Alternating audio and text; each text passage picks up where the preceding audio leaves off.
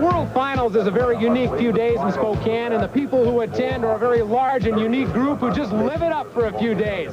4 days of sun, fun, food and drink, and of course the dragsters, right? Yep, 4 days of noise, speed, and burning rubber. Ah, yes, burning rubber. Nothing quite like it. But something tells me that aroma is not what brings tens of thousands of people out to Raceway Park for the World Finals. It's a lot of things. Of course, they love to watch the dragsters run, but there's much more to it, like the food. Drag racing fans love to eat things that are good for them. Corn dogs and beer. Then there's the noise. Not your ordinary noise. This is noise you can feel, noise you can see. This is what noise looks like. But do you really want to talk noise? Let's talk about the jet cars. Always a big hit at the World Finals, and so loud that one woman living near the drag strip called KXLY to report an explosion in the area.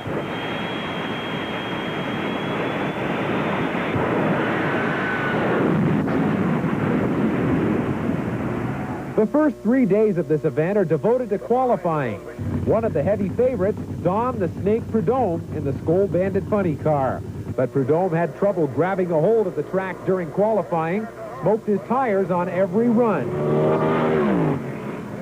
Doc Liscombe of Nanton, Alberta ran a fast enough time to eliminate Prudhomme from the finals.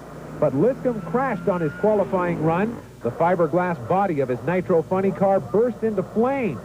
Liscombe, in the frame of the car, shot through the burning wreck and came to a halt 200 yards further down. He was taken to the hospital with a concussion. But with Liscombe's car destroyed, Prudhomme is in the elimination round. And while the dragsters aren't running, plenty of other things going on at the World Finals.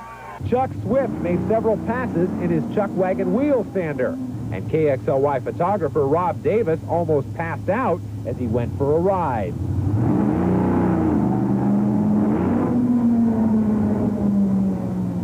And no, we're not forgetting that one main attraction of the weekend. And apparently, these guys haven't forgotten either. One of the first racers to roll into town this week was Big Daddy Don Garlits. He came early to show off his new dragster, the Swamp Rat 31. Unfortunately, Garlits was the first racer to pack up and leave town. Those who saw his one run down the drag strip might have seen the final run of a drag racing legend.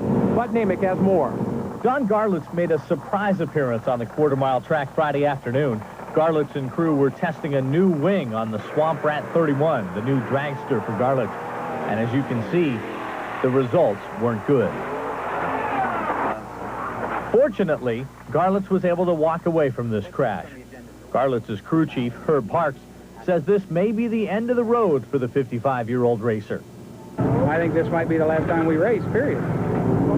We've discussed it before, and we said that this would be the last car that we build, and if that's the way Don feels, I'm 100% for it. Fans stationed near the end of the track were still somewhat shocked when we talked to them minutes later. Unbelievable. Absolutely the most terrific and awesome fuel car wreck I've ever seen. Awful. I didn't like it at all. Crew Chief Parks didn't like it at all either.